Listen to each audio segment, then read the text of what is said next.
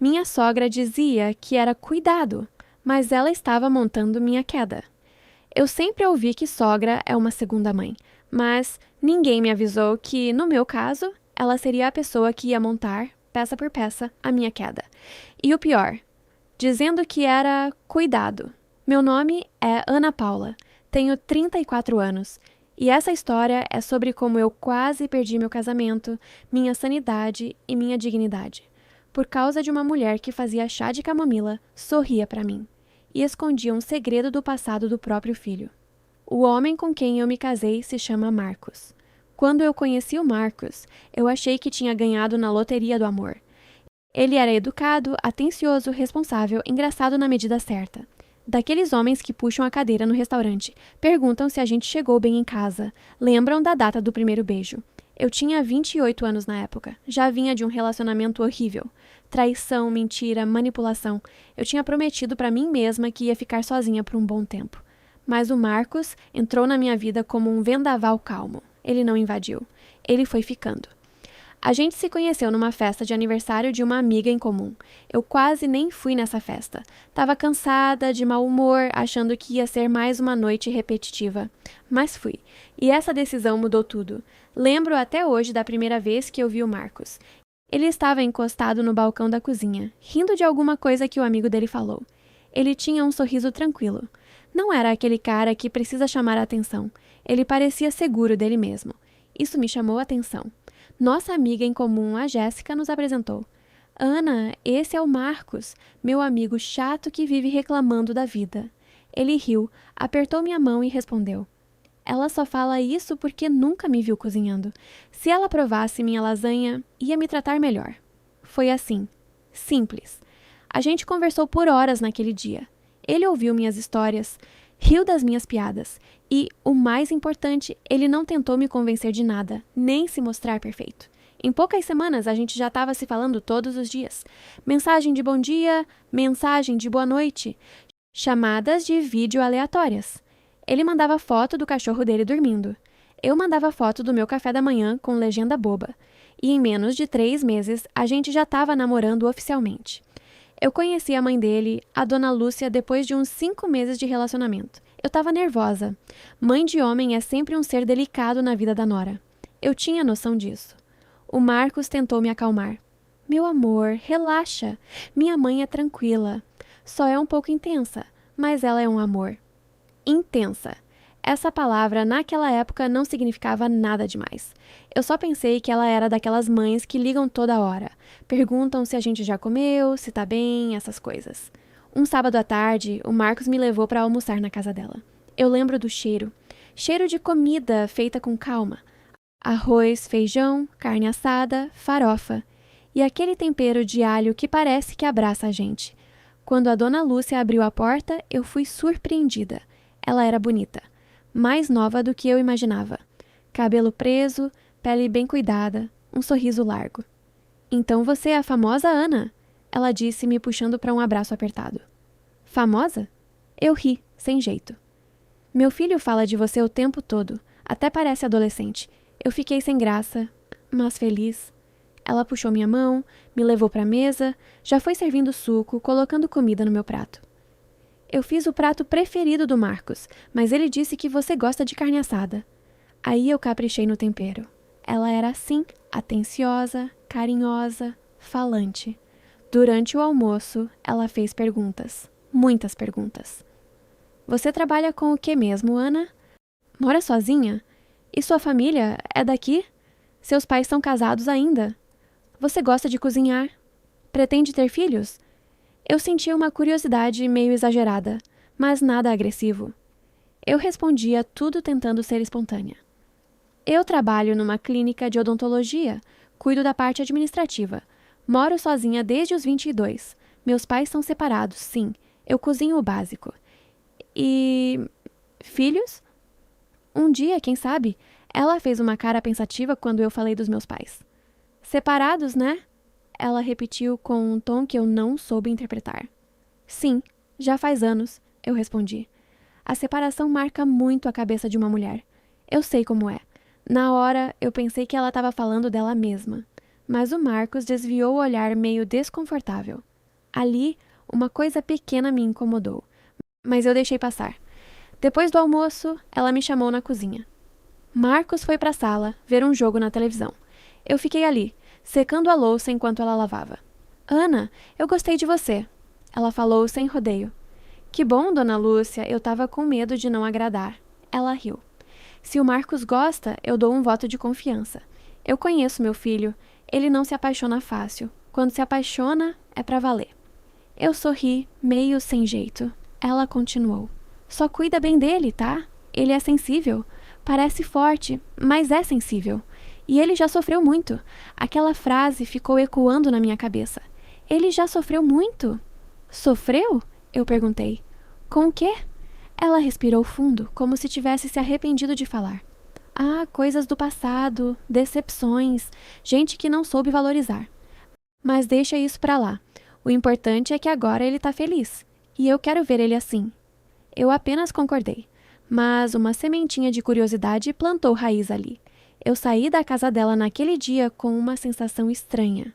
Eu gostei dela. Mas tinha algo... eu não sabia o quê. Algo nas entrelinhas. Com o tempo, a presença da dona Lúcia foi se tornando mais constante. No começo, era bonitinho. Ela mandava mensagem para mim, não só para o Marcos. Bom dia, Ana. Fiz bolo de cenoura. Se quiser passar aqui. Só passando para dizer que gostei muito de você. Se precisar de alguma coisa, eu tô aqui, viu? Eu sentia uma carência nela. Como se o Marcos fosse tudo o que ela tinha. E realmente, ele era filho único. O pai dele tinha morrido quando ele era adolescente. Eu não tinha muitos detalhes. Marcos evitava entrar demais nesses assuntos. E eu respeitava. Depois de 1 ano e 2 meses de namoro, o Marcos me chamou para sair num jantar diferente. Eu já tinha suspeitas.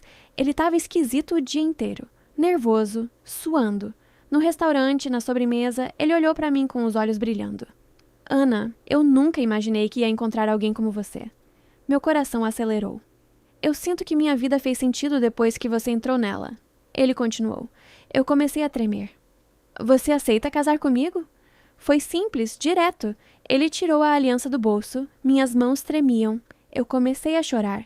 Eu disse sim, claro. A partir desse momento, a dona Lúcia começou a aparecer de outro jeito na história. Uma coisa é ser sogra de namorada, outra é ser sogra de futura esposa. Ela parecia ainda mais próxima, mais presente, mais intensa. Na semana seguinte ao pedido, ela me ligou. Ana, eu tô tão feliz. Eu sempre quis ver meu filho casar com uma mulher que cuidasse dele. Eu posso te ajudar com os preparativos? Eu fiquei surpresa. Pode, claro. Eu ainda nem sei por onde começar. Eu sei. Por isso mesmo eu quero te ajudar. Eu já passei por isso. Sei de muita coisa. Não quero ver vocês gastando dinheiro à toa. No começo, eu achei ótimo. Minha mãe morava em outra cidade. Não podia estar tão presente fisicamente. Era bom ter alguém da família ali para ajudar. A primeira interferência foi sutil. A gente estava escolhendo o lugar da festa. Eu sempre sonhei com um casamento num sítio de dia, com muitas flores, tudo ao ar livre. Eu e o Marcos fomos visitar um sítio lindo. Era perfeito. Eu estava encantada. Ele parecia gostar também, mas ficava meio dividido. Eu gosto, amor, mas é meio longe, né? Ele disse. Mas o lugar é lindo, Marcos. A gente pode organizar transporte para quem precisar. Eu sei, é que minha mãe... Sua mãe o quê? Ele suspirou. Ela prefere igreja. Ela sempre sonhou em me ver casando na igreja onde ela casou. Ali, eu já senti uma pontada. Tá, mas... Quem tá casando é você, não é ela? Eu respondi, tentando manter a calma. Eu sei, eu só... Não quero magoar. A gente deixou em aberto. No domingo, fomos almoçar de novo na casa dela. Como sempre, mesa farta, conversa, sorrisos. No meio do almoço, ela largou o talher e falou. Então, já decidiram onde vai ser o casamento? Eu e o Marcos nos olhamos. A gente viu um sítio bem bonito, eu comecei. Ela franziu a testa. Sítio? É. Um lugar aberto, flores, luz do dia... Mas não vai ser na igreja? Ela falou como se aquilo fosse óbvio, como se qualquer outro plano não fizesse sentido. Eu tentei explicar. Eu sempre sonhei com algo mais ao ar livre, uma celebração diferente. Ela sorriu. mas foi um sorriso que não chegou nos olhos. Entendo. Mas, Ana, casamento é uma coisa muito séria. Não é só festa. É uma bênção. Tem que ser na casa de Deus. Eu senti como se estivesse sendo chamada de irresponsável, sem ela me chamar de irresponsável. Eu sei disso, Dona Lúcia. A gente pode fazer a cerimônia religiosa e depois a festa no sítio. Ela sorriu novamente. Ah, filha, parece que vocês não entenderam. Alguns parentes mais velhos não vão em sítio. E seu sogro... Ela parou no meio. O sogro dele já era falecido. Eu achei estranho. O pai do Marcos, ela corrigiu. Sempre falou que queria ver o dia que o filho ia entrar na igreja de terno. Eu sinto como se eu tivesse esse dever com a memória dele. Ela me colocou contra algo que eu não podia abrigar. Um morto. Um sonho que eu nunca tinha ouvido falar, que só ela sabia. E, de novo, aquele peso de culpa. Se eu insistisse no meu sonho, eu estaria desrespeitando o pai morto do meu noivo. Eu cedi. Foi a primeira vez. Tá bom, a gente faz na igreja. Ela sorriu satisfeita e colocou mais comida no meu prato como se estivesse me premiando. Depois disso, vieram outras pequenas interferências. O vestido. Eu sempre quis um vestido leve. Nada exagerado. Nada cheio de brilho e detalhes. Um dia, eu fui com a Dona Lúcia num ateliê. Só eu e ela. Ela parecia animada, quase mais do que eu. Esse momento é nosso, ela dizia, como se eu fosse sua mãe. Eu estranhei a frase. Eu tenho mãe. Minha mãe é viva. Mas eu deixei passar para não ser grossa. No ateliê, a estilista trouxe alguns modelos. Um deles era perfeito para mim. Leve, fluido, delicado. Esse aqui, eu disse apaixonada. Esse é o meu vestido. Eu me olhei no espelho. Senti os olhos encherem de lágrimas. Antes que eu conseguisse falar qualquer coisa, a Dona Lúcia deu uma risadinha. Nossa, é bonito, mas... Tá simples demais, né, Ana? Meu coração murchou um pouco. Simples? É, você é uma mulher linda, tem corpo para usar algo mais... marcante. Esse vestido não valoriza tudo que você tem. A estilista olhou para mim esperando minha reação. Eu tentei argumentar. Mas eu me sinto bem nele. Eu sempre imaginei algo mais leve mesmo. Ana, ela colocou a mão no meu ombro. O dia do casamento é único. Você não quer passar a imagem errada, quer? As pessoas vão olhar, vão comentar. Você sabe como as pessoas são. Ela trouxe outro vestido, cheio de rendas, brilho, volume. Experimenta esse. Só para eu ver. Ela insistiu. Eu vesti. Me senti fantasiada. Não era eu. Era uma boneca. Perfeito! Ela exclamou. Agora sim, tá noiva. O outro estava com cara de roupa de batizado. Você merece algo à altura do meu filho. À altura do meu filho. Eu nem era mais eu. Eu era um acessório que precisava estar à altura dele. Eu respirei fundo. Eu não queria brigar. Eu não queria ser vista como ingrata, difícil. Eu sorri, mas por dentro uma parte de mim chorava. Tá, a gente pode ajustar alguns detalhes. Ela comemorou. E naquele dia eu me senti engolida por alguém que dizia estar me ajudando. Foram meses assim. Convite que ela interferia. Lista de convidados que ela aumentava sem falar comigo. Comida que ela mudava. Sempre com o mesmo discurso. É pro bem de vocês. Eu só quero ajudar. Eu sou mais experiente, confia em mim. E o Marcos? Ele ficava no meio. Quando eu reclamava, ele dizia: Amor, minha mãe é assim mesmo. Ela não sabe dosar, mas ela não faz por mal. Ela só quer ver tudo perfeito. Eu perguntava: E o que você quer, Marcos? Ele respondia: Eu quero ver você feliz, mas também não quero magoar minha mãe. Eu fui guardando, guardando, guardando. O casamento aconteceu. Foi bonito. Na igreja. Com o vestido que ela escolheu. Com metade da lista de convidados sendo amigos dela, parentes dela, vizinhos que eu nem conhecia. Mas ainda assim, teve momentos em que eu me senti feliz. Quando eu entrei na igreja e vi o Marcos chorando, eu pensei: valeu a pena. Por algum tempo, depois do casamento, a vida parecia seguir bem.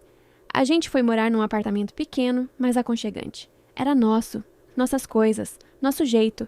Eu pensei: agora é outra fase. Agora sou eu e ele. Mas quando a gente se casou, parece que, para Dona Lúcia, eu não ganhei um marido. Eu roubei um filho. Ela começou a aparecer na nossa casa sem avisar, uma vez por semana. Depois 2, depois quase todo dia. Ela tinha cópia da chave. O Marcos tinha dado a chave para ela por segurança. Eu cheguei do trabalho um dia e encontrei ela dentro da minha cozinha. Armário aberto, ela mexendo nas panelas. Oi, dona Lúcia, tudo bem? Oi, filha. Eu vim dar uma olhadinha, ver se estava tudo em ordem. Fiz um pouco de comida, já deixei pronto para vocês. Ela parecia orgulhosa, como se estivesse me salvando de alguma coisa. Eu olhei em volta. Ela tinha rearrumado meus potes, mudado as coisas de lugar. Eu só coloquei as panelas grandes nesse armário aqui, fica melhor. E tirei aqueles potes velhos que você tinha. Não combinam com a cozinha. Ela comentou como se estivesse falando do tempo. E eu ali, na minha própria casa, me sentindo uma visitante. Eu falei com o Marcos. Amor, sua mãe tá passando dos limites. Ela entra aqui sem avisar. Muda as coisas de lugar. Eu chego do trabalho e parece que não é mais minha casa. Ele respirou. Ana, ela só quer ajudar. Ela vê você cansada, trabalhando o dia todo. Ela quer facilitar. Eu não pedi essa ajuda. Eu sei, mas ela é assim. Não leva pro pessoal. Eu senti raiva. Não dele, ou não só dele, mas de me sentir sempre exagerada. Sempre dramática, por sentir o óbvio. Eu estava perdendo espaço, perdendo a autonomia. As interferências foram aumentando, mas sempre disfarçadas de cuidado. Um dia, eu estava guardando roupas no guarda-roupa e percebi que algumas peças minhas tinham sumido. Camisetas velhas, um moletom rasgado, um vestido antigo que eu gostava de usar em casa. Eu perguntei pro Marcos, você viu aquelas minhas coisas? Não. Estranho. Sumiram. Na semana seguinte, eu estava na casa da dona Lúcia e vi a sacola. Uma sacola de roupas minhas. Isso aqui é meu, eu disse surpresa. Como veio parar aqui? Ela riu como se fosse uma coisa boba. Ai, Ana, eu peguei pra doar. Você não liga, né? Eram roupas velhas. Eu vi lá jogadas, achei que você não queria mais. Eu senti o sangue subir. Você pegou minhas roupas dentro do meu guarda-roupa sem me perguntar? Mas era coisa velha, filha. Eu fiz um favor. Tem gente que precisa. Você não precisa dessas roupas. Olha quanta roupa nova você tem. Eu tentei me controlar.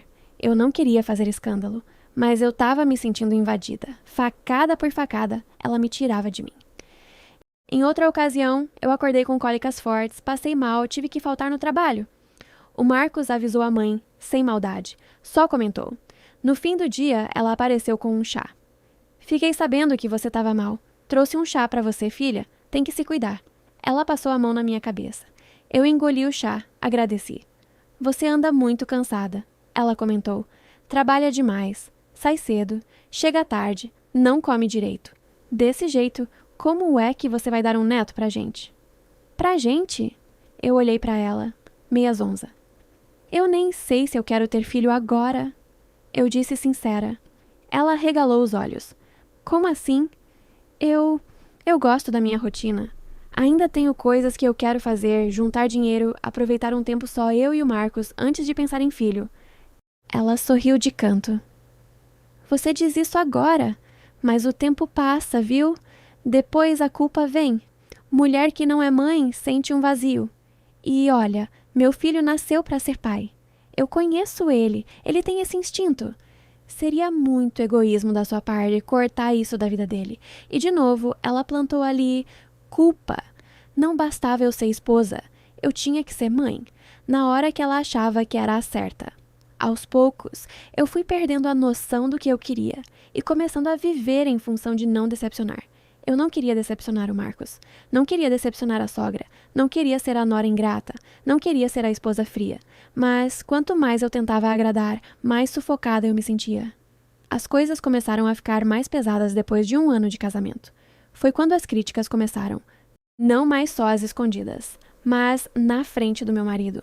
Um dia, a dona Lúcia veio para jantar, eu tinha trabalhado ao dia inteiro. Cheguei atrasada. O trânsito estava caótico. Quando eu entrei, ela já estava na cozinha mexendo nas panelas. Oi, dona Lúcia. Eu falei cansada. Oi, filha. Chegou tarde hoje, hein? A comida ia queimar se eu não mexesse. Ainda bem que eu cheguei. Eu pedi desculpas. Tirei o sapato. E fui pro quarto trocar de roupa. Na mesa sentamos nós 3. Marcos, eu, ela. No meio do jantar, ela soltou. Eu fico preocupada com o Marcos, sabe? Ele chega cedo, arruma as coisas, me ajuda, e você chega tão tarde? Vocês quase não têm tempo de ser casal. Esse ritmo não faz bem para nenhum casamento.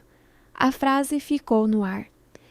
Eu senti como se ela estivesse dizendo: você não cuida do meu filho. Ele está sobrecarregado por sua culpa. Eu respirei fundo. Eu trabalho no horário que a empresa define, Dona Lúcia. Não é lazer. Ela deu um sorriso de lado. Eu sei, filha. Só que casamento exige prioridade. Às vezes a gente tem que abrir mão de algumas coisas. Eu mesma, quando era casada, abdiquei de muita coisa pelo bem da família. Marcos ficou quieto. Não defendeu. Não falou nada. Eu engoli aquela mágoa junto com o arroz. Depois do jantar, eu chamei o Marcos no quarto. Você não vai falar nada? Sobre o quê? Sobre o que a sua mãe falou, como se eu fosse uma esposa ausente. Amor, ela só tá preocupada. Preocupada ou me julgando? Você sempre acha que é julgamento? Porque ela fala como se eu não fizesse nada. Como se tudo estivesse nas costas de vocês dois. Ele respirou fundo. Ana, você também precisa entender o lado dela. Ela passa muito tempo sozinha. O que ela tem é a gente. É normal ela se meter um pouco. Se meter um pouco? Eu estava começando a sentir que um pouco tinha virado a vida toda. O pior é que, de fora, parecia tudo cuidado, parecia tudo amor. Ela me trazia comida, me dava presente, perguntava da minha saúde, encheu Marcos de elogios de como ele era um bom marido, mas por baixo havia sempre um recado, uma comparação, uma sombra. Uma vez, ela veio com um envelope nas mãos. Ana, eu fiz um seguro de vida em nome de vocês dois. Eu estranhei. Como assim? Tá aqui. Eu conversei com um rapaz do banco. Eu tô pagando uma mensalidade, e se acontecer alguma coisa comigo, vocês ficam bem. Eu tô incluindo vocês como beneficiários, mas o Marcos vai ser o titular, claro. Não quero que nada falte pra ele. Eu senti um incômodo, porque, de novo, eu tava ali, mas não tava. Eu estava em segundo plano. O centro do universo dela era o filho. Ainda assim, eu agradeci, porque para todo mundo aquele gesto era lindo, mas eu comecei a perceber que tudo que vinha dela tinha uma camada a mais, uma intenção escondida, uma forma de deixar claro que, sem ela, a gente não se sustentava. Com o tempo, as conversas dela comigo começaram a mudar de tom. No começo, ela vinha me dar conselhos. Depois, começou a fazer perguntas estranhas. Ana, o Marcos anda meio quieto ultimamente. Andou brigando com você? Você não vai ficar brava se eu te perguntar uma coisa, né? Você acha que ele tá feliz de verdade? Eu ficava sem entender. Eu respondia o que eu sentia. Eu acho que ele tá bem. A gente tem momentos bons, como qualquer casal. Ela me olhava com um ar de pena. Homens às vezes guardam muita coisa. Você tem que prestar atenção, viu? Eu conheço meu filho. Daquelas conversas eu saía com a sensação de que eu estava falhando em algo que eu nem sabia direito o que era. E foi aí que ela começou a plantar a dúvida. Não só sobre mim, mas sobre o próprio casamento. Uma tarde, ela me chamou para ir à casa dela tomar café. O Marcos estava trabalhando. Fui sozinha. Ela já me recebeu com bolo. Senta aqui, filha. Eu queria conversar com você. Mulher para mulher. Eu sentei, meio tensa. O que foi, Dona Lúcia? Ela suspirou. Eu tô preocupada com o Marcos. Meu coração disparou. Aconteceu alguma coisa? Ele anda diferente. Calado. Pensativo. Eu pergunto. Ele desconversa. Comecei a ficar nervosa. Diferente como? Ele não conversa comigo como antes. Parece que tá escondendo alguma coisa. Eu fico com medo dele estar infeliz e não ter coragem de falar. Ela me olhou, firme. Ele tem te tratado bem? A pergunta me cortou. Tem, sim. Às vezes a gente discute por causa de rotina, trabalho, essas coisas, mas nada fora do normal. Ela meneou a cabeça. Só toma cuidado, tá? Eu já vi muito casamento se perdendo assim. A mulher acha que tá tudo bem e de repente descobre que o marido estava distante há anos. Aquilo começou a criar uma paranoia em mim. Eu voltei para casa pensando, será que o Marcos está infeliz e não fala? Será que eu não estou percebendo algo? Será que ela sabe de alguma coisa que eu não sei? Comecei a observar cada gesto dele. Se ele estava quieto, eu pensava, ele está infeliz. Se ele demorava para responder uma mensagem, eu pensava, ele está cansado de mim. Se ele ria de alguma piada no celular, eu pensava, ele tá falando com alguém. E eu não percebia que essa insegurança não vinha do nada. Ela estava sendo alimentada, insinuada, plantada. Um dia, eu cometi o erro de perguntar pro Marcos: Amor, você tá feliz comigo? Ele franziu a testa. Que pergunta é essa? Não sei. Às vezes eu tenho a impressão de que você anda distante. Distante como? Calado, pensativo, meio ausente. Ana, eu tô cansado. O trabalho tá puxado. Só isso. E você tá feliz no casamento? Por que você tá falando isso? Só quero saber. Alguém falou alguma coisa pra você? Minha cabeça fez clique. Eu não queria jogar a mãe dele na fogueira, então desconversei. Ninguém. Eu só tô perguntando. Ele suspirou, irritado. Eu tô feliz, mas confesso que essas perguntas me deixam chateado. Parece que você tá criando problema onde não tem.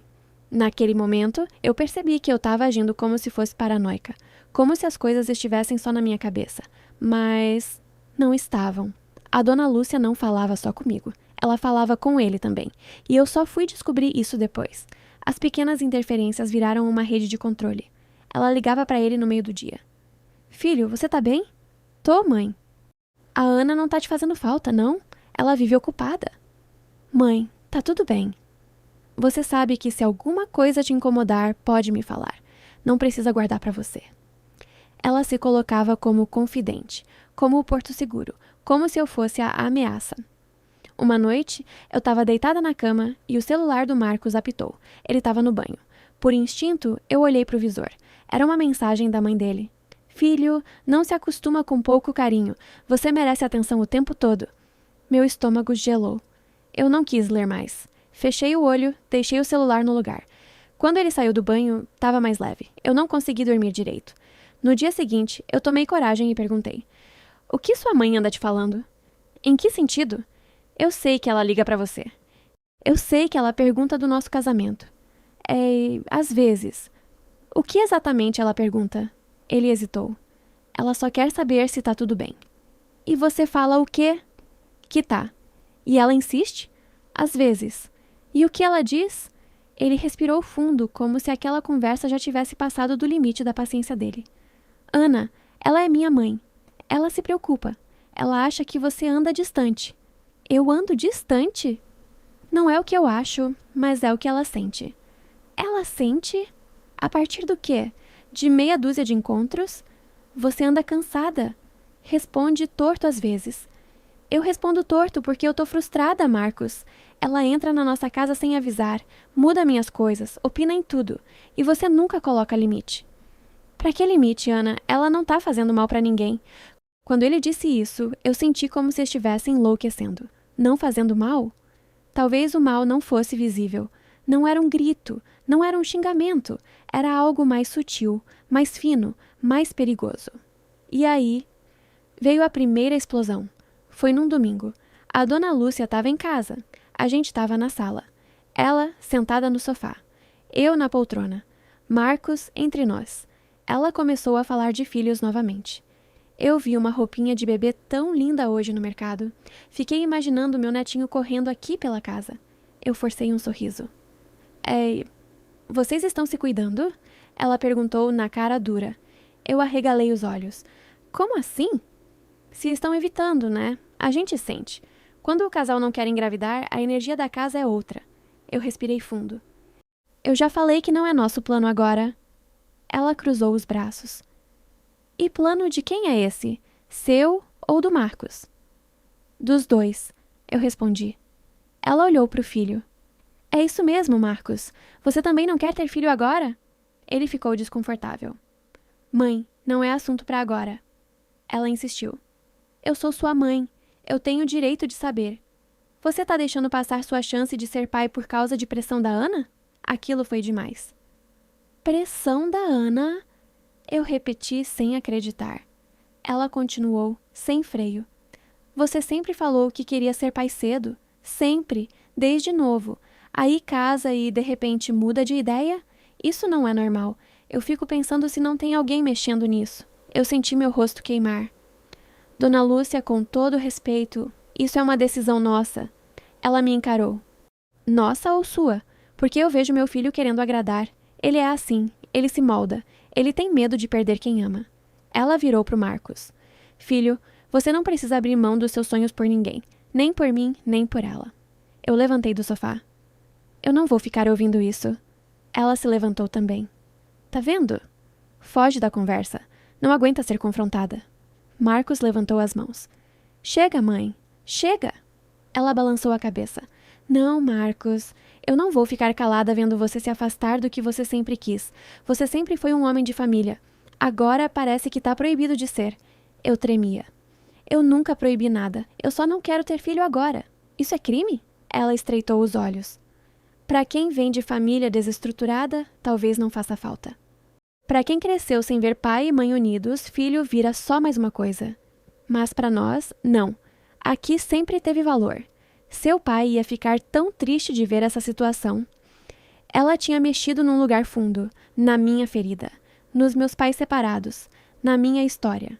Chega, mãe! Marcos gritou. Ela se calou por um segundo, assustada.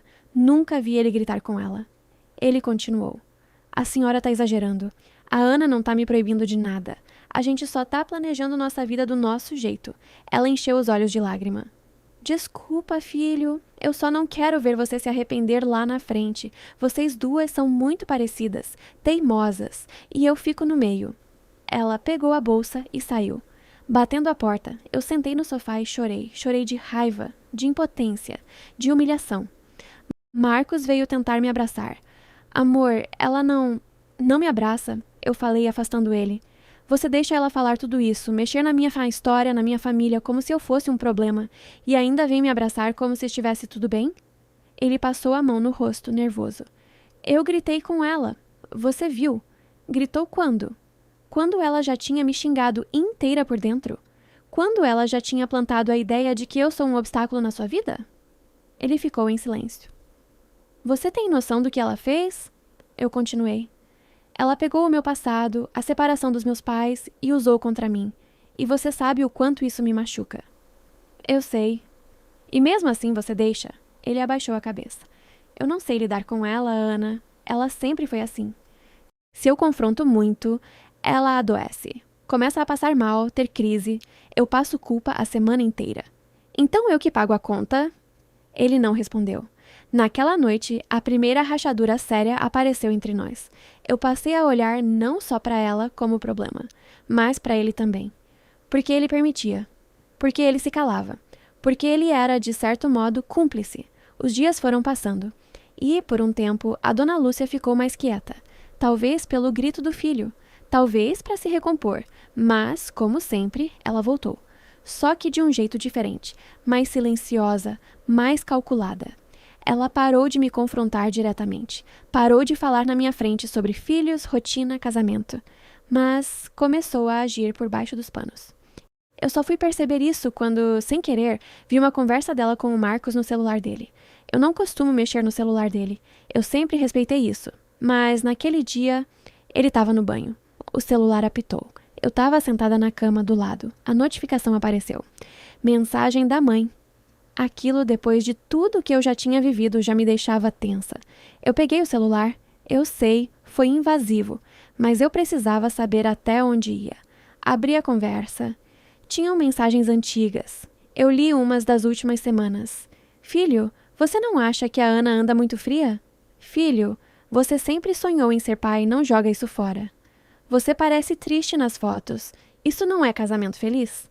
Se um dia você quiser voltar para casa, a porta está aberta. Não se sinta preso por causa de papel e aliança. Meu coração começou a disparar. Ela não estava aconselhando. Ela estava preparando o terreno.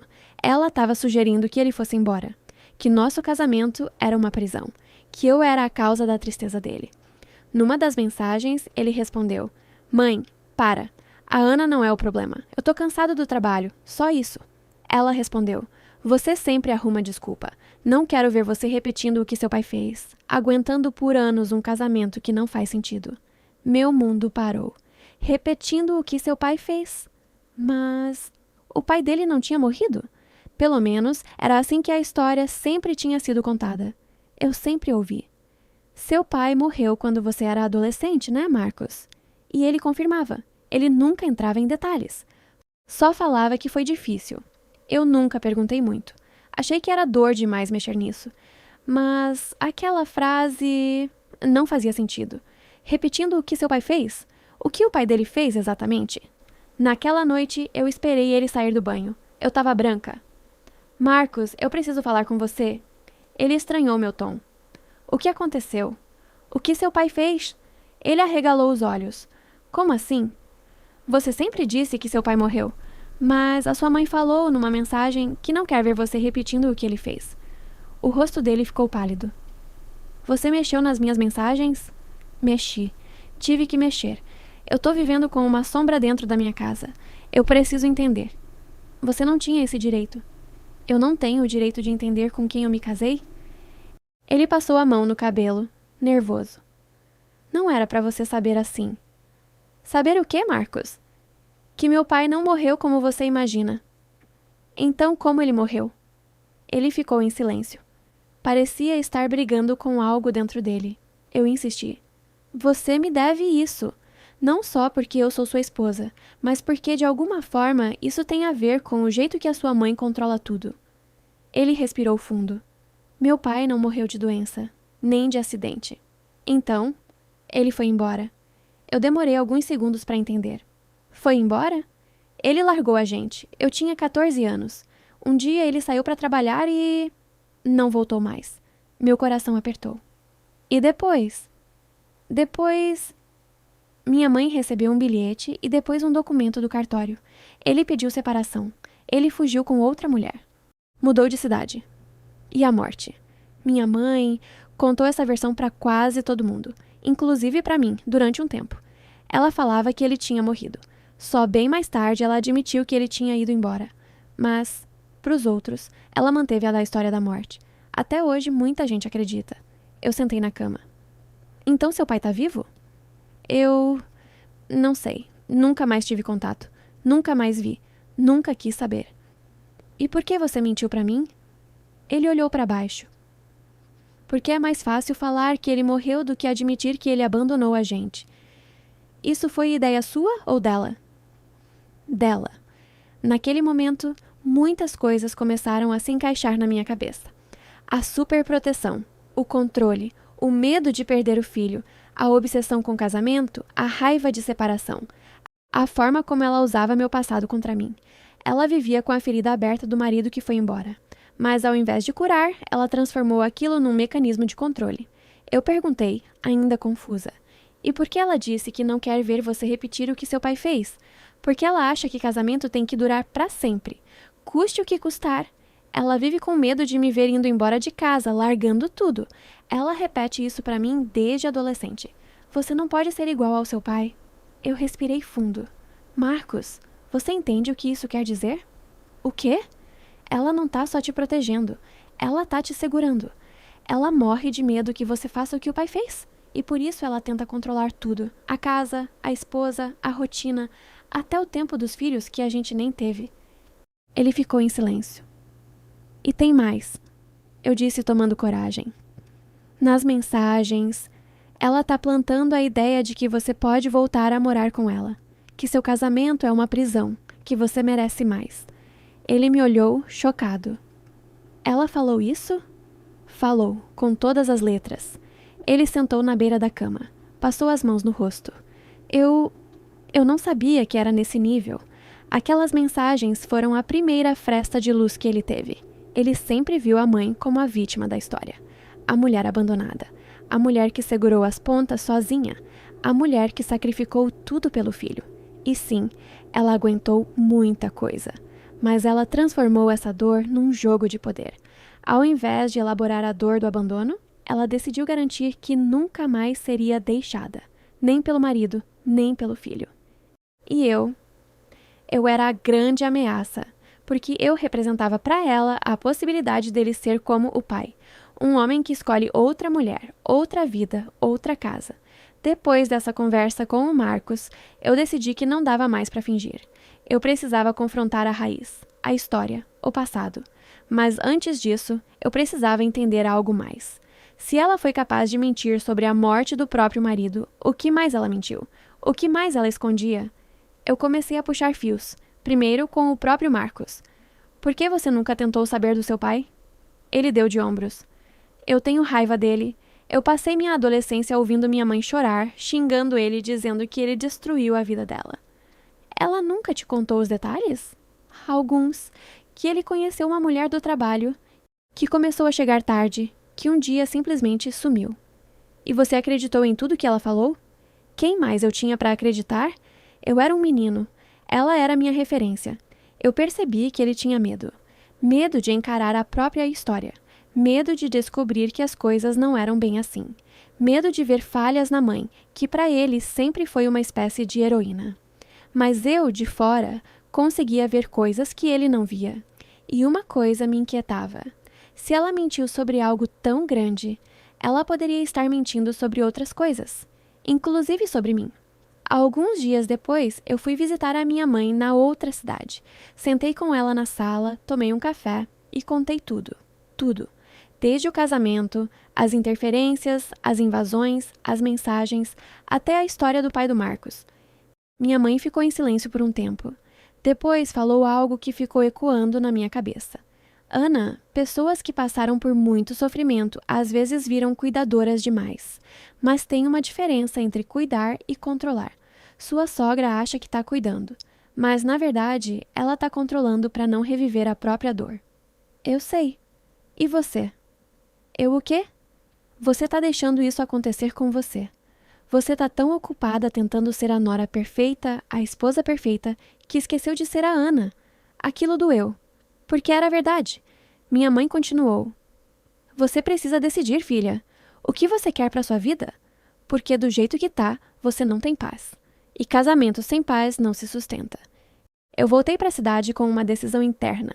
Ou as coisas mudavam, ou eu não ia conseguir continuar casada. Mas ainda tinha a questão do passado. Uma frase da dona Lúcia não saía da minha cabeça. Seu pai ia ficar tão triste. Ela sempre usava a figura do pai como santo, um homem de honra, que queria ver o filho de terno na igreja, que sonhava com o neto. E, ao mesmo tempo, ele era o homem que abandonou a família. Alguma coisa não batia. Ou ela demonizava ele, ou ela santificava. Mas ela fazia as duas coisas ao mesmo tempo. Foi então que eu fiz algo que até hoje eu não sei se faria de novo. Mas na época eu precisava. Um dia, a dona Lúcia ligou dizendo que não estava bem, que tinha tido uma queda de pressão.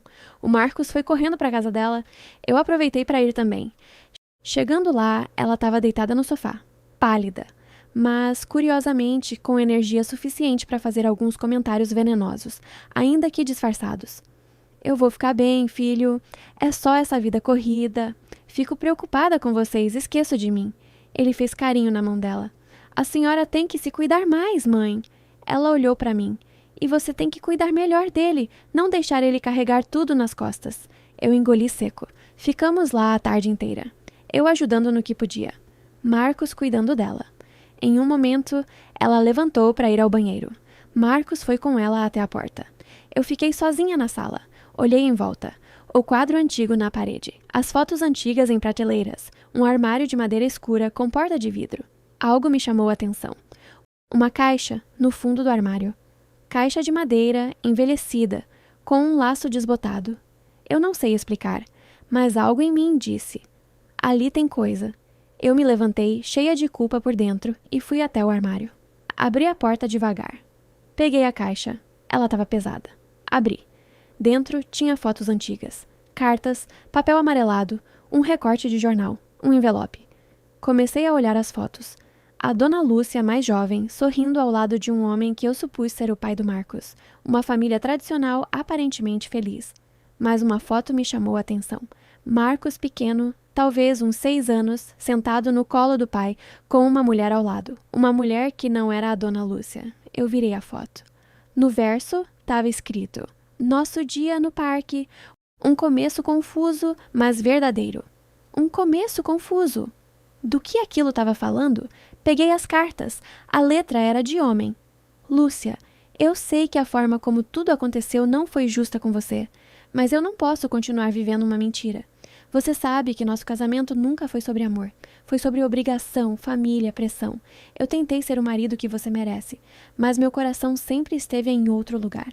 Eu quero ser o pai do Marcos, mas não como um figurante na própria vida. Meu coração acelerou. Outra carta. Eu vou assumir o que sinto. Não posso mais esconder. Não posso viver nessa casa como um estranho. Não posso fingir ser marido de uma mulher que, no fundo, sempre soube que eu amava outra pessoa. Você e eu sabemos que esse casamento começou errado. Você não merece um homem pela metade. Marcos não merece um pai amargurado. Eu comecei a juntar as peças. Não era só uma traição qualquer. Havia algo mais. Peguei o recorte de jornal. Era de uma coluna antiga, daqueles jornais de bairro. Casamento tradicional entre Lúcia e Renato, arranjado pelas famílias... Arranjado. O envelope tinha documentos, entre eles uma cópia do processo de divórcio. Li um trecho. O autor declara que o casamento foi fruto de pressão familiar, sem consentimento livre e pleno, em virtude de gravidez supostamente existente, que posteriormente foi constatada como inexistente. Eu congelei. Gravidez supostamente existente, inexistente depois. Minha mente fez as contas. Se ela disse que o casamento começou porque estava grávida e depois não estava mais. Outra carta, mais dura. Lúcia, eu não te abandono por outra mulher. Eu te abandono porque nunca fui seu de verdade. Você sabia que eu amava a Carla. Mas sua família e a minha fizeram esse teatro. Usaram uma mentira de gravidez para me prender. Eu tentei aceitar, mas eu não consigo mais. Eu vou viver com a Carla. Não vou esconder isso. Se quiser falar que eu morri, fale. Se quiser me chamar de monstro, chame. Mas eu não vou mais viver uma vida que não é minha. Meu mundo girou. Eu percebi que a história que a dona Lúcia contava era só uma parte conveniente, que a colocava como vítima absoluta. Mas havia outra parte, feia, que ela não queria ver, que ela escondia. Ela tinha usado uma suposta gravidez para forçar um casamento arranjado, sem amor. Ela começou tudo com jogo de controle. Ela prendeu um homem que amava outra pessoa. E um dia, ele rompeu. Ela foi abandonada, sim, mas depois de ter tentado prender alguém com mentira e pressão. E agora, anos depois, ela repetiu o padrão. Não com a mesma história, claro, mas com outro tipo de corda. Cordas de culpa, cordas de cuidado, cordas de controle emocional. Ela fez com o filho o que queriam fazer com ela. Prender pela culpa, prender pela obrigação, prender pelo medo. Eu estava tão concentrada que nem ouvi a porta do banheiro abrir. O que você está fazendo? A voz dela ecoou atrás de mim. Eu levei um susto. Virei com a caixa na mão. Ela estava parada na porta do corredor. Marcos atrás dela. O rosto dela estava branco, os olhos arregalados. Eu gaguejei.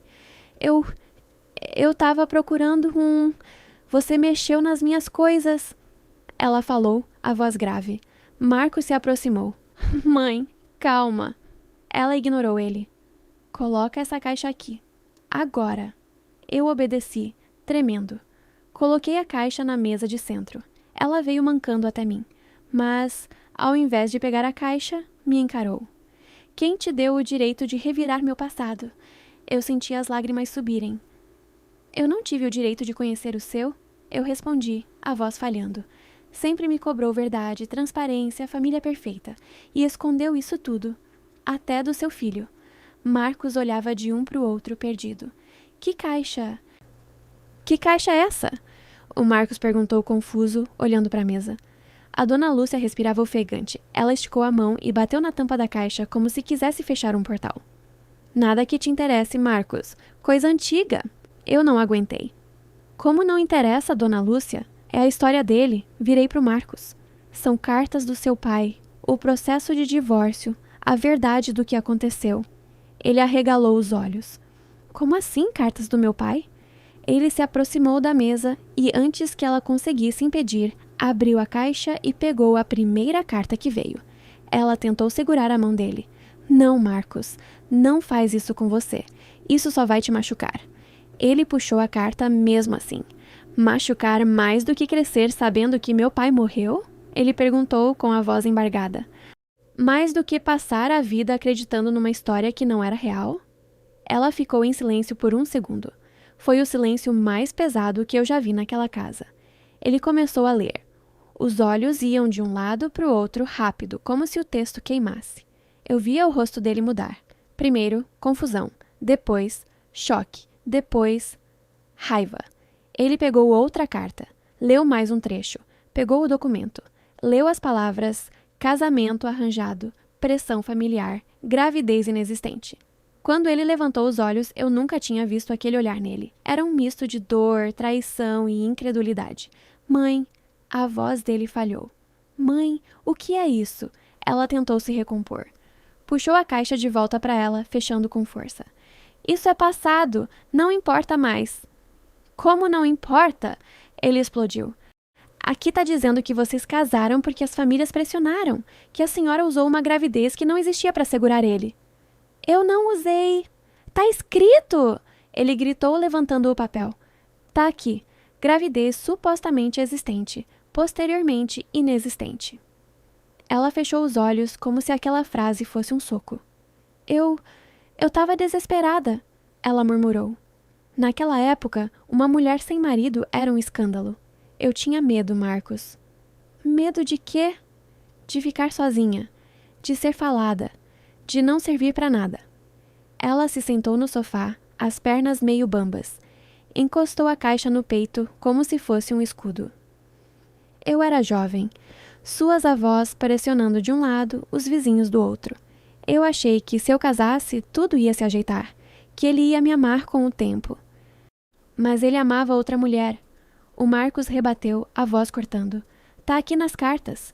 Ele dizia claramente que amava a outra. Eu achei que eu pudesse competir. Ela respondeu com um sorriso triste. Achei que, se eu fosse a esposa perfeita, a casa perfeita, a mãe perfeita, um dia ele ia olhar para mim e ver algo além de obrigação. Ela respirou fundo, os olhos marejados. Mas um homem apaixonado por outra pessoa... Ela deu uma risada amarga. Não tem santo, não tem reza, não tem casa limpa que segure. Eu e o Marcos ficamos em silêncio. Ela continuou. No começo, eu contei para todo mundo que ele morreu, porque era menos vergonhoso dizer que eu era viúva do que dizer que eu tinha sido trocada. Ela olhou para a foto na estante, a foto antiga do casamento. Com o tempo, eu comecei a acreditar na minha própria versão. Para aguentar, para não enlouquecer, virou para o filho. Para você, eu quis ser mãe e pai. Eu achei que, se eu te protegesse de tudo, você nunca ia me abandonar também. Naquele momento, eu senti pena dela. De verdade. Mas a pena não apagava o estrago que ela causou. Proteger, o Marcos repetiu com ironia. Foi isso que a senhora fez comigo? Foi. Chamando minha esposa de egoísta por não querer ter filho agora? Eu só... Insinuando que meu casamento é prisão? Eu... Tava com medo de ver você sofrer. Medo de ver eu sofrer. Ou medo de ficar sozinha? Ele cortou. Ela engoliu em seco. Não respondeu. Ele continuou.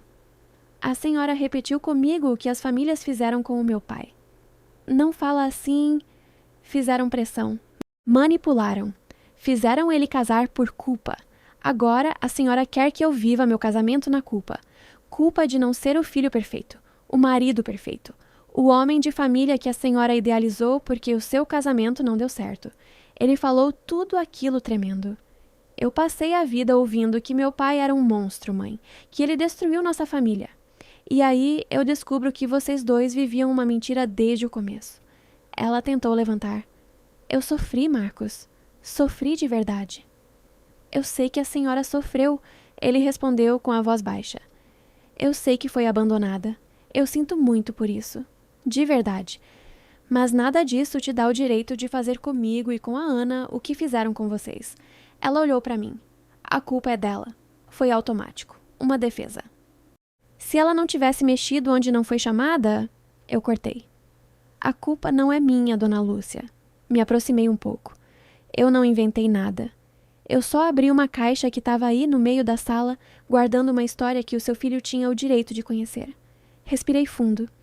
A senhora passou anos dizendo que queria o bem dele e que só queria proteger. Mas o que a senhora estava protegendo de verdade era a sua própria versão da história. Aquela em que só a senhora é vítima, em que só ele é seu, em que nenhuma outra mulher é suficiente. Ela apertou a caixa mais forte. Você me odeia, né, Ana? Não, eu respondi sincera. Se eu te odiasse, eu teria ido embora há muito tempo, sem olhar para trás. O que eu sinto é medo. Medo de virar mais uma peça do seu jogo. Medo de perder quem eu sou tentando ser aquilo que a senhora acha que eu devo ser. O Marcos passou a mão no rosto, nervoso. Isso não podia ter continuado assim, mãe. Em algum momento ia estourar. Ela começou a chorar. Não era aquele choro de manipulação que eu já tinha visto às vezes. Era um choro feio, de soluçar, de nariz escorrendo, de anos e anos de coisa engolida. Eu só tinha você, ela disse para o filho. Quando seu pai foi embora, eu olhava para sua cara e via ele. Eu via o homem que me trocou. E, ao mesmo tempo, eu via o único motivo que eu tinha para levantar da cama. Eu vivia dividida entre amar e ter raiva. Ela levou a mão ao peito. Eu tinha medo de você crescer, arrumar uma mulher, ir embora e me deixar aqui, sozinha de novo, com essa casa vazia. Olhou para mim. Quando você apareceu, Ana, eu quis gostar de você. De verdade eu quis. Mas quanto mais ele te amava, mais eu sentia que ia perder ele. Então, eu quis ter certeza de que você ia fazer tudo certo. Fez aspas no ar. Certo para quem? Eu perguntei. Calma. Ela pensou por um segundo. Para mim. A gente ficou em silêncio. Foi a primeira vez que eu vi ela admitindo, com todas as letras, que o centro do mundo dela era ela, não o filho, não a família. Ela. O Marcos se sentou ao lado dela. Mãe, eu não sou meu pai. Eu sei. Sabe mesmo? Porque às vezes parece que a senhora me enxerga como uma versão dele que precisa ser corrigida. Eu só não queria ver você indo pelo mesmo caminho. O caminho de quem casou por obrigação. Ele devolveu. O caminho de quem vive com uma mulher porque precisa, não porque quer. Ele apontou para mim. Eu escolhi a Ana. Ninguém me obrigou. Ela o encarou. E vai escolher ela em vez de mim?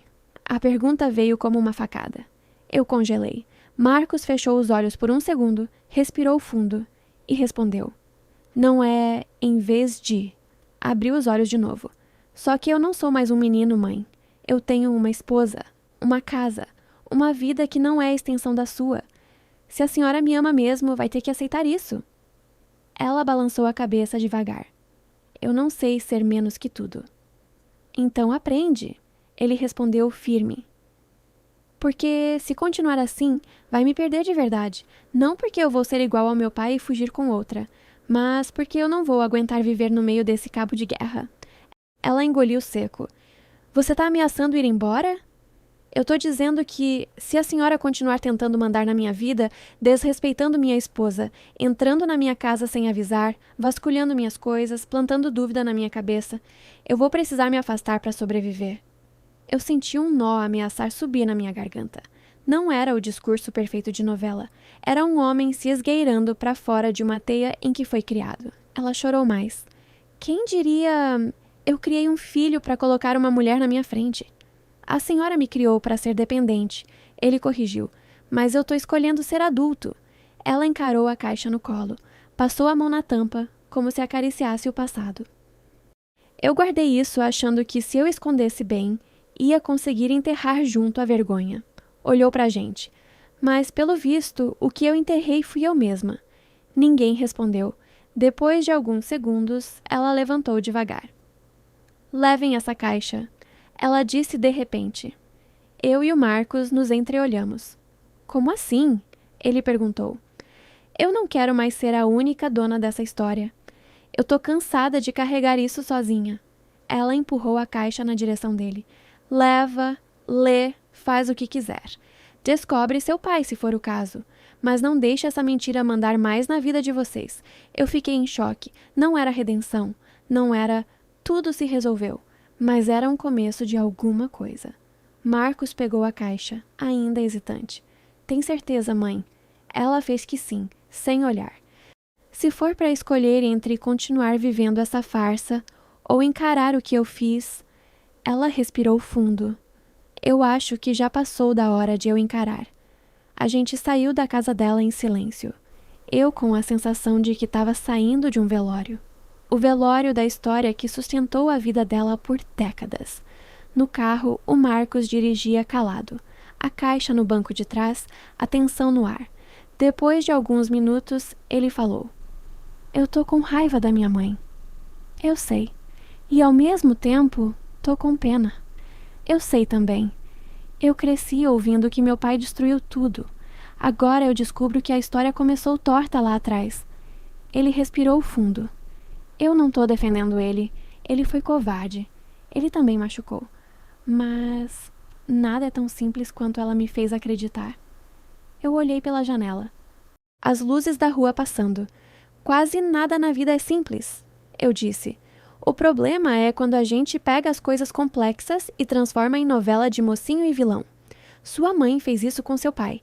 Depois, fez com você. E quase fez comigo." Ele me olhou rápido, voltou os olhos para frente. "Eu fui covarde com você também."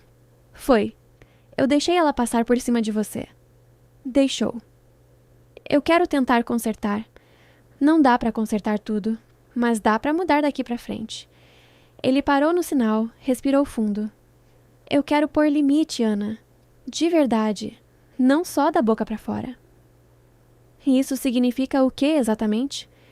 Eu perguntei, sem aliviar para ele. "Significa que ela vai perder a chave da nossa casa." Meu coração disparou. "Você tem certeza?" "Tenho." "Ela vai fazer drama." "Eu sei." "Vai dizer que você abandonou ela." "Eu sei." "Vai chorar." "Eu sei. Mas se eu não fizer isso agora, eu nunca vou fazer. E a gente não tem casamento que aguente." Eu senti um alívio pequeno, mas real. "E tem mais uma coisa," ele continuou. "Eu quero que a gente decida a nossa vida, sem o passado dela pesando em tudo." Ele me olhou nos olhos. "Filho, trabalho, futuro, eu quero decidir com você. Não com as vozes da minha mãe na minha cabeça." Aquilo para mim era tudo o que eu sempre quis ouvir. E ao mesmo tempo gerava medo, porque promessa é fácil, difícil é manter. Nos dias seguintes, a casa ficou estranhamente silenciosa. A dona Lúcia não apareceu, não ligou, não mandou mensagem. Eu sabia que aquilo era o jeito dela de punir. Silêncio, ausência, vitimização. De vez em quando, o Marcos pegava a caixa e abria. Lia uma carta ou outra. Às vezes, me chamava para ver. Às vezes, ficava sozinho. Uma noite, ele veio até mim com uma decisão. "Eu quero tentar achar meu pai." Eu arregalei os olhos. "Tem certeza?" "Não sei se é questão de certeza, é mais necessidade. Eu passei a vida odiando um homem que eu conhecia só pela versão da minha mãe. Eu quero ouvir a dele, nem que seja para reforçar a raiva, ou para entender. E se ele não quiser te ver, aí eu pelo menos tentei. E sua mãe? Vai surtar, mas eu não posso continuar vivendo para proteger a ferida dela." Eu o abracei. "Eu tô com você." E diferente das outras vezes, eu senti que ele realmente queria caminhar comigo, não contra mim. Enquanto isso, a ausência da dona Lúcia ficou grande. Uma semana depois, ela mandou uma mensagem pro Marcos. "Estou bem, preciso de um tempo, não estou com raiva, só cansada." Ele me mostrou. "Responde." Ele perguntou. "Responde você." "O que eu falo?" "A verdade." Ele escreveu. "Mãe, eu te amo, mas não posso mais viver como se eu fosse sua única razão de existir. Quando estiver pronta para conversar de forma adulta, sem controle, sem culpa, a porta da nossa casa está aberta, sem chave extra, mas aberta." Ela visualizou. Demorou. Respondeu horas depois. "Não sei ser adulta, sempre fui sua mãe." Quando eu li aquilo, minha garganta apertou, porque no fim, era isso. Ela se agarrou tanto ao papel de mãe, de vítima, de cuidadora, que esqueceu que também era mulher, indivíduo, gente. E sem perceber, ela quase destruiu o que dizia querer proteger. Alguns meses se passaram. Sim, meses. Não foi rápido, não foi em uma semana, nem em duas. Foi um processo lento, desconfortável. Marcos começou uma terapia. Eu também. Cada um no seu espaço. Ele começou a entender que não precisava ser o campeão da mãe, nem o marido perfeito. Que ele tinha desejo próprio, que podia dizer não. Eu comecei a aprender a colocar limites sem me sentir má, sem me sentir ingrata. sem achar que eu precisava pedir desculpa por existir. Numa das sessões minhas, a psicóloga disse uma frase que marcou.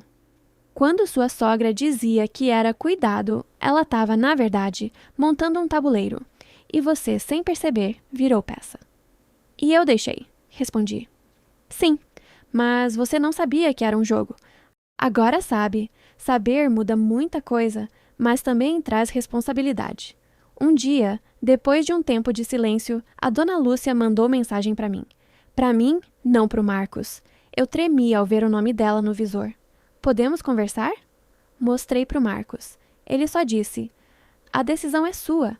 Eu demorei um pouco para responder, mas respondi: podemos. Aqui em casa, só nós duas.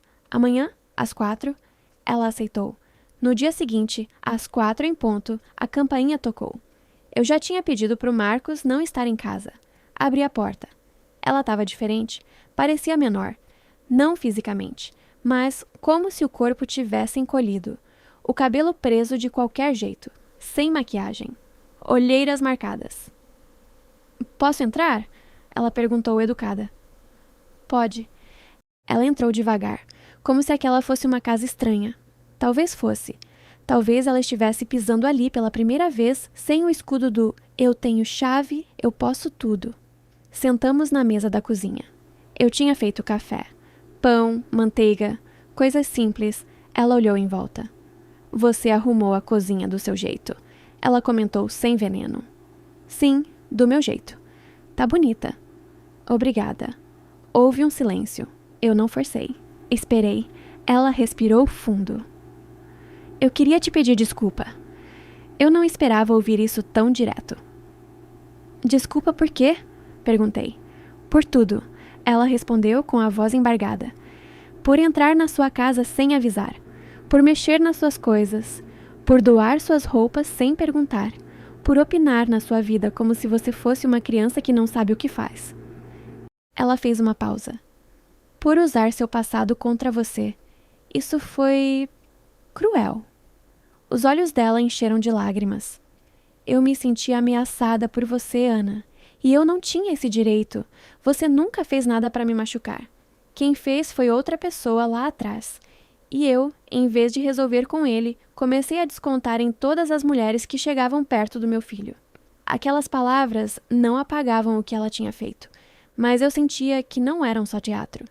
Eu me escondi atrás da frase "é cuidado para controlar tudo". Ela continuou. Eu dizia para mim mesma que estava cuidando, mas no fundo eu estava tentando garantir que ninguém fosse embora de novo. Ela olhou para minha cara. Você deve me odiar. Eu não te odeio, respondi calma. Eu tenho raiva do que você fez. E eu tenho medo ainda. Mas ódio não. Por quê? Porque eu consigo ver que por trás de tudo isso tem uma mulher machucada. Só que mulher machucada também machuca. E a dor que você passou não apaga a dor que causou. Uma lágrima escorreu. Eu fui egoísta, né? Foi. E eu achava que estava sendo mãe. Mãe também erra, eu falei. Mas não é qualquer erro. Você não roubou um doce. Você entrou num casamento que não era seu e tentou mandar mais que os dois que estavam dentro dele. Ela respirou fundo. Quando o Marcos falou que ia tirar a chave, eu me senti abandonada de novo. Igual quando seu pai dele foi embora. E ele foi embora? Perguntei. Ela olhou para mim, surpresa com a pergunta. Não. Ele só colocou um limite. Ela abaixou a cabeça. É, mas para mim, limite sempre pareceu rejeição.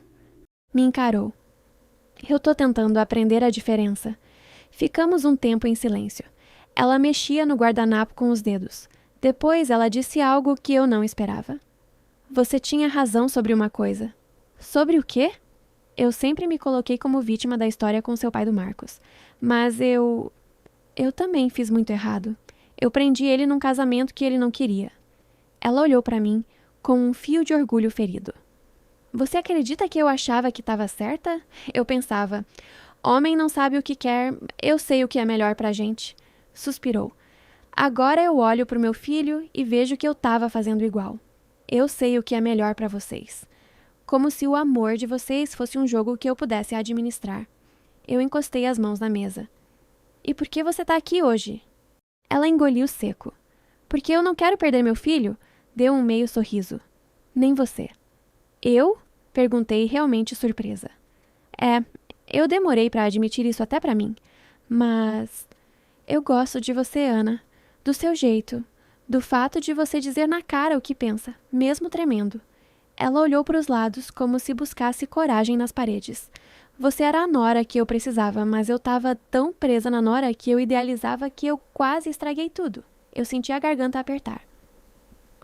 O que você está disposta a fazer, Dona Lúcia? Perguntei. Ela pensou um pouco. Tô disposta a me afastar, se for o que vocês precisarem. Não é isso que eu quero. Mas talvez seja o que eu mereça. Não é sobre merecer ou não. É sobre o que é saudável. Eu respirei fundo. Eu não quero te expulsar da nossa vida. Eu só não quero mais viver com medo da próxima interferência, do próximo comentário, da próxima chantagem emocional. Ela assentiu. Então, vamos fazer assim. Ela mesma sugeriu. Nada mais de aparecer sem avisar. Nada de chave. Nada de mexer nas coisas. Se eu quiser dar opinião, eu pergunto antes se posso. Ela fez um gesto com a mão, como se desenhasse uma linha no ar. E qualquer coisa que for sobre o casamento de vocês, eu falo com vocês dois. Não mais com cada um separado, alimentando coisa. Aquilo para mim era um avanço enorme. Simples, mas, vindo dela, gigante. E outra coisa, ela continuou. Se um dia vocês tiverem filho... Ela fez uma pausa. Se um dia, na hora que vocês quiserem, não na minha. Eu sorri de leve. Se um dia... Repeti. E se não, também tudo bem. Ela respirou fundo. Eu tô tentando aceitar essa ideia. Ficamos mais alguns minutos conversando. Não resolvemos tudo ali. Seria mentira dizer isso. Mas abrimos uma porta. Quando ela foi embora, na porta, ela me abraçou. Não aquele abraço que me envolvia inteira como se quisesse me engolir. Foi um abraço diferente, mais curto, mais respeitoso. Obrigada por não desistir do Marcos, ela sussurrou, e por não ter desistido de mim também, mesmo com motivo. Eu não respondi muita coisa, só disse, ele merece ter paz. E você também, ela completou. Ela foi embora. Eu fechei a porta, encostei a testa na madeira e respirei fundo. Quando o Marcos chegou, eu contei tudo. Ele ouviu em silêncio. Depois me abraçou forte. Eu tô orgulhoso de você, ele disse. Por quê? Porque você foi lá, conversou, colocou limite, e mesmo assim não perdeu quem você é. Você não virou pedra. E você? Perguntei. Você também tá colocando limite. Ele deu um sorriso cansado. Tô aprendendo. Meses depois, ele encontrou o pai. Sim, ele conseguiu achar. Não foi fácil, não foi bonito, mas aconteceu. Eu não vou entrar em todos os detalhes. Seria outra história inteira.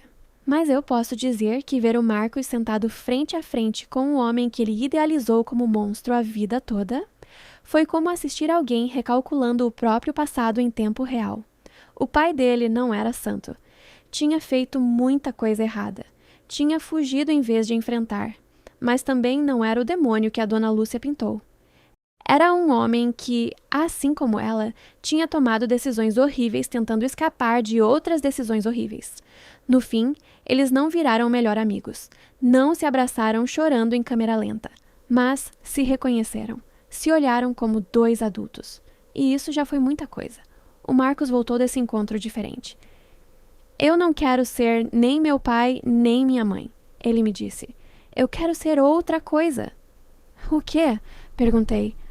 Um homem que assume o que sente, que não casa por culpa, que não fica por obrigação, que não usa filho como muleta e não aceita que ninguém mande na vida dele no lugar dele. Eu olhei para ele e pela primeira vez em muito tempo senti segurança. Não a segurança de conto de fadas, mas a segurança de quem encarou a própria história e decidiu fazer diferente. E eu? Eu também mudei. Eu parei de tentar ser a esposa que agrada todo mundo. Parei de engolir raiva sorrindo. Parei de deixar minha voz para depois. Um dia, a dona Lúcia veio aqui em casa e viu a cozinha do meu jeito, as minhas roupas onde eu queria, a nossa rotina ajustada por nós. Ela olhou em volta e disse, ficou melhor do que quando eu mexia. Eu ri. Ficou mais a nossa cara. Ela concordou. E é assim que tem que ser. A minha casa é a minha cara. A de vocês, a de vocês. Ela me olhou quase tímida. Posso, de vez em quando, ainda trazer um bolo? Pode, respondi. Bolo sempre é bem-vindo. E a opinião? A opinião a gente chama quando precisar. Ela riu. Acho justo. Hoje eu olho para trás e vejo que a minha sogra não era um monstro de filme de terror. Ela era uma mulher afogada no próprio trauma, que confundiu cuidado com controle, amor com posse, proteção com gaiola. Isso não diminui o que ela fez. Nem passa pano. Mas explica, e para eu conseguir seguir em frente, eu precisei entender. Não para desculpar tudo, mas para não virar igual. Porque eu percebi que, se eu deixasse aquela dinâmica me moldar, um dia eu podia estar no lugar dela, tentando controlar tudo o que eu amo por medo de ser abandonada. Hoje, eu e o Marcos ainda não temos filhos. Talvez tenhamos um dia. Talvez não. Mas, se um dia a gente tiver, eu quero olhar para o nosso filho ou filha e dizer: eu te amo. Mas você não é responsável pela minha felicidade. Nem pela minha dor. Você é livre. E se um dia esse filho casar, eu quero lembrar da história da minha sogra. Da minha, do meu marido. E quero ser uma sogra que entra na casa dos outros com respeito, não com chave, que oferece ajuda sem achar que sabe tudo, que entende que cuidado não é sobre montar um jogo para ninguém cair, é sobre caminhar do lado e saber a hora de soltar a mão.